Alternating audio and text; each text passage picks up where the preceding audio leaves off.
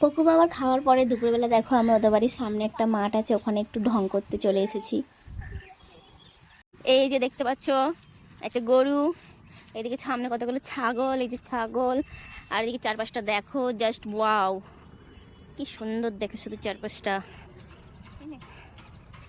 এটা একটা আম গাছ, এই যে রিমা আমার জন্য একটা ফুল নিয়ে এসেছি, দাও, থ্যাংক ইউ। তারপরে আমরা বাড়ি এসে ওর ঘরটাকে একটু বেলুন দিয়ে সাজিয়ে দিলাম। আর দেখো পোকো বাবাকেও সাজিয়ে দিয়েছি, ওপরে যে একটা নীল রঙের পাঞ্জাবি, ওকে কি কিউট লাগছে দেখো তো। কিন্তু দুঃখের বিষয় কি জানো, ওকে ফটো তোলার জন্য 1 সেকেন্ডের জন্য ওকে না বসাতে পারছি না দাঁড়াতে পারছি। এই জন্য আমরা অনেক রকম চেষ্টা করেছি, হাতে মোবাইল দিয়েছি, ওদিক দিয়ে রিমা নাচ দেখাচ্ছে, কত কি করছে, কিন্তু ও কোনো মতেই বসবে না, ওর একটা ফটোও তোলা যাচ্ছে না। তো এইভাবে করতে করতে কেক নিয়ে চলে এলো, বাচ্চারা সব এসে গেছে, তো ও কেক কাটছে। ও কিন্তু আজকে খুবই খুশি হয়েছে, ওর কিন্তু আজকের দিনটা খুবই ভালো লেগেছে। তো তোমাদেরও যদি ওর ভিডিওটা ভালো লেগে থাকে, এটা লাইক করে শেয়ার করে একটু কমেন্ট করে দিও। আবার পরে দেখা হবে এরকমই আরও ভিডিওতে। টাটা।